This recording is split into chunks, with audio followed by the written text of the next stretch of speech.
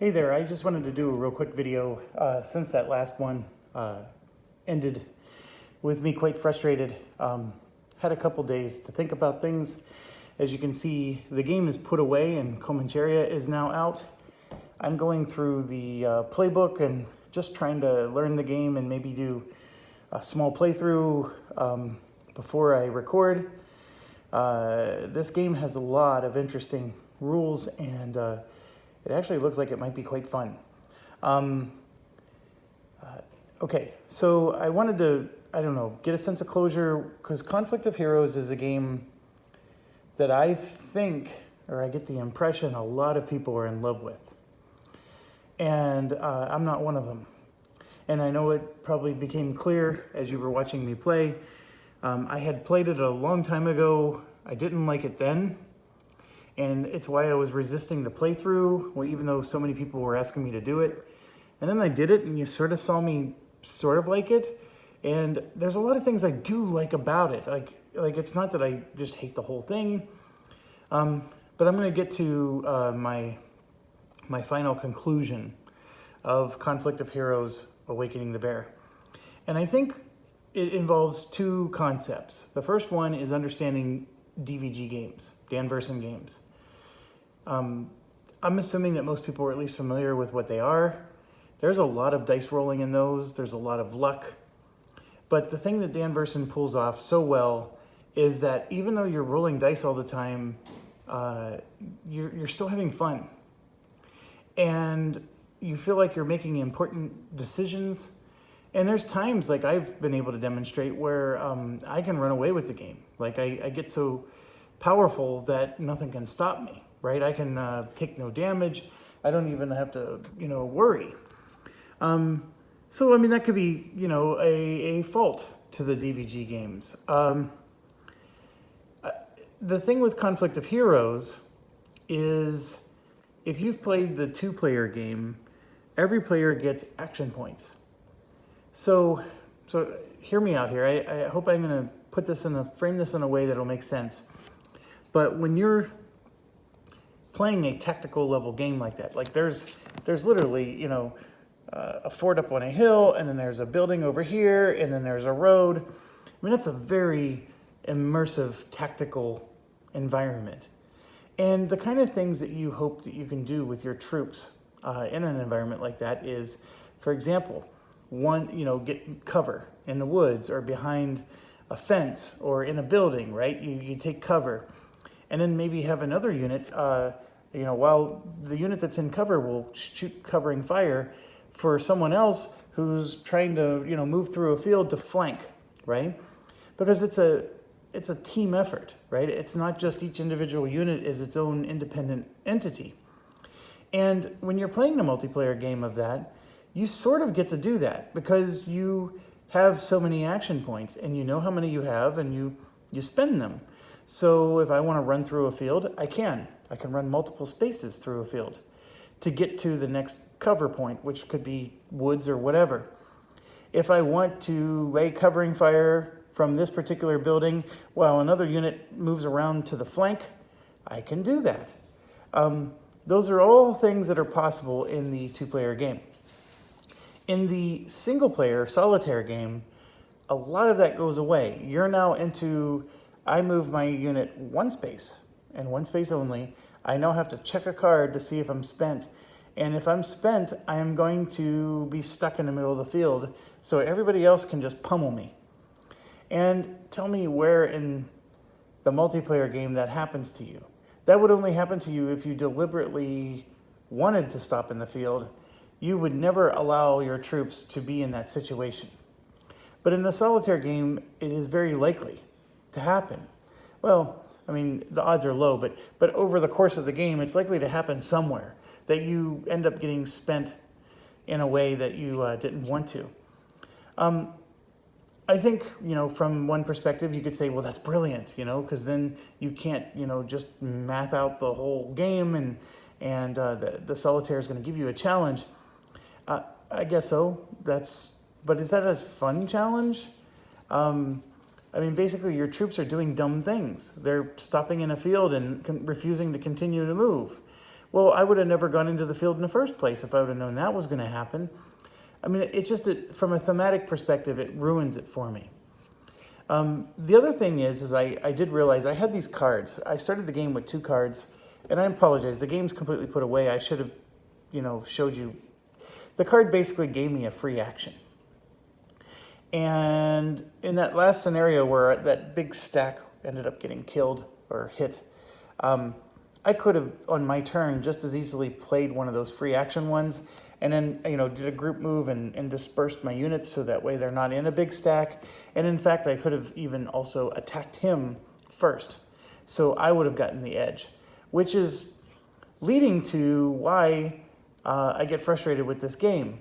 This game boils down to getting close and being the first one to shoot. So it's a little bit of a game of chicken. Like, you want the AI to move towards you so that way you can shoot them. And that gets me back to a DVG game, Sherman Leader or Tiger Leader, which I've never demonstrated, I think, in my videos. They're on the lower end of my DVG games in terms of what I like. Gato Leader is the absolute worst. I don't think anything could ever, overcome that in terms of the lowest rating. But Tiger and Sherman Leader are near there for me. And I like, they enhanced the rules, and that made a huge difference for me. I really like the new rules. But it does boil down to, when you play Tiger Leader and Sherman Leader for DVG, it boils down to, okay, I shoot, if I get to shoot first, I kill you before you ever get to shoot me, right? It's a lot of that kind of mechanic. And so what you do is you play a lot of these games where you park your tank or you park your whatever, and then you just wait for the AI to move towards you, and then you shoot first. And 9 times out of 10, you kill them before they even get to fire a shot at you. And that's sort of how you play the DVG game, Tiger Leader, Sherman Leader, and that's how you play Conflict of Heroes. And I was sitting there racking my brain, okay, how can this game be better? Well, first of all, I really love the AP system of the 2-player game. Like, to me, the fact that they took that away, I know why they took it away, by the way. Everybody's talking about how the AI is innovative. It's innovative from the perspective that they had to simplify the game in order for the AI to work. And I seriously mean that. I mean, they basically took the 2-player game and muted it. They cut off its left leg and its right arm in order for the AI to be effective, instead of finding an AI that could do the more complex things. Now, I'm not saying that's an easy job, because a complex thing is a complex thing. And the coin games try to do those complex things, and then we end up with these AI bots that people pull their hair out. I get it. I'm not saying it's an easy task. I'm just saying that's what's missing. And that the game, the solitaire portion of the game is super simplified. And to the point that I'm not having fun. And I'm playing a tactical game, but I'm not doing anything tactical. All I'm doing is playing chicken and waiting for them to get next to me so I can shoot them first.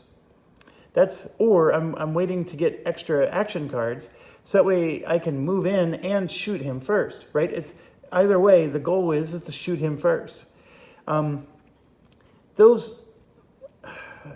They're just, I'm not saying that they're unfun. It's just that, I mean, it's 2019. And I know this game wasn't made in 2019, but the point is that I just feel like we can expect more. Now, so I think that maybe getting more than just one action per turn would help that game. So being able to move 2 or 3 units instead of just only one, I think I would enjoy it more.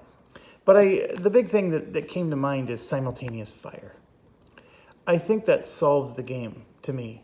Is that the thing that I don't like is I shoot at you, but you just, sit there and take it? And you get completely eliminated and destroyed, and you don't even get to shoot back? I think that is the issue I have with Conflict of Heroes, is that in my mind, a game like that, especially a World War II game, there should always be simultaneous fire. Now, granted, I may have an advantage because I'm up on a hill, and that's, I think, what the kind of stuff that mitigates the simultaneous fire. But there should be some form of simultaneous fire in that game, and there isn't. And because of how simplified it became, that made it even worse. Like, it exacerbated the lack of simultaneous fire. So that's my thoughts on it. And I know I put something in the comments, and I know the whole time I'm recording this, you're looking at Comancheria. So my apologies there. I could have maybe given you some specific examples with the actual units. As I said, I love the tiles. I love the graphic on the tiles. I love the way the information is displayed. It's all very handy and helpful. Especially the player aids were really well done. I just think the game is not a turd. I'm not going to say that, but the term polishing a turd is what's happening with it. It has some mechanics in it that the lack of simultaneous fire, the way units become spent, the fact that I only move a unit one space and then my turn's over, those kind of things hamper it from becoming what it really could be. And if you've ever played it two-player, you'll actually get to experience a much richer and deeper conflict of heroes. So I know they're coming out with more solitaire games for it. I'm not ruling them out, but I think they need to revamp their solitaire just a little bit. Like, I think the solitaire needs to get a little stimulus package. I like the direction they tried to take it. I think it fell short. I think that's a fair assessment of it. You know, it's in my collection. Would I sell it? Yeah, I would. It doesn't need to be in my collection. I don't see myself playing it again. So I am unhappy enough with the game that it doesn't deserve to stay. Now, will I find somebody who's willing to buy it? No. So it'll stay in my collection. But that's neither here nor there. From a war game perspective, I always applaud any war game that tries to have solitaire instead of schizophrenic play. And so from that perspective, I am always a fan. And like I said, I actually think maybe if I sat down and tried to come up with a variant, you know, just some user-made variant, I might actually be able to restore that game to its glory. I'm not real good at doing that. It's not my thing, but I really think that that game has potential. It's just the way it currently is, no. And John Butterfield, I think, does make excellent solitaire games. He always comes up with a nifty card system. You could see that this game has a nifty card system. I think if I understand the history correctly, he started it, but then he sort of got pushed out, and his system wasn't what ultimately got implemented. I'm not saying that those AI cards are bad in any way. The way you read them left to right, actually, I hope you can see we weren't very confused most of the time. So I thought it was very elegant from that perspective, and I definitely appreciate that. I just think that the rules themselves got oversimplified in order to fit into that system. And that's where the game started to lose some of its fun. And yeah, I hate the fact that I lose a whole stack all in one shebang. And it's coupled with the fact that you get this little timer that had moved, 5 spaces in a matter of, 4 turns? It's ridiculous. And so it forces you to make these really poor decisions to move giant stacks. And then, of course, you get exposed. But like I said, I had these cards that I forgot to use, and I actually could have gotten out of that situation. In fact, I would have gotten out of that situation unscathed, I think. And so I really could have, if that game was still set up, I think I could have continued it. I really do. I easily could have continued it, and the things that I complained about or got upset about, I could have overcome if I would have just stopped and thought about it, my turn, a little bit more. But that's okay. It doesn't change the fact that I hate the move once, check to see if you're spent. I hate the fact that my units are spent in the middle of a field. I hate the fact that I can't even turn them around when they know they're flanked. because they're spent, they're just stuck there in a flank position, just taking it up the back end, pun intended. So anyways, that's it for that. As you can see, this is the game that's next. I'm on the playbook here. We're on page 14 of the playbook, which is like, oh my gosh, it's like the second or third turn.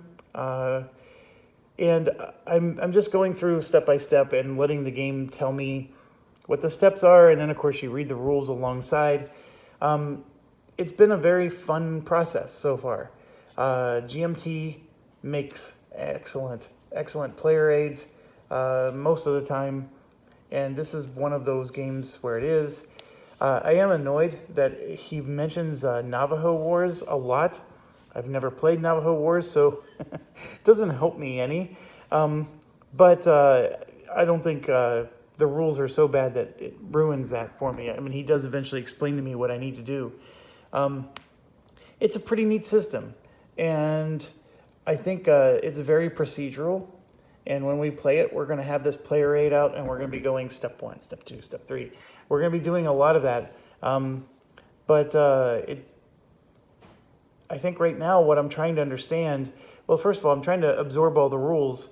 But secondly, when it's your turn to take an action, there's things that happen, and some of these actions have like 9 or 10 consequences. It's crazy. And I think understanding all the consequences of that action you just chose to do is the difference between being good at this game and not being good at this game. And I think that's the part I'm really trying to get my arms around. But anyways, this talk was about Conflict of Heroes, not Comancheria. I'll do my own video for Comancheria. So thanks for watching. As always, stay awesome. And I please accept my apologies. I know some of you love Conflict of Heroes, and I'm not trying to take away from that. I don't.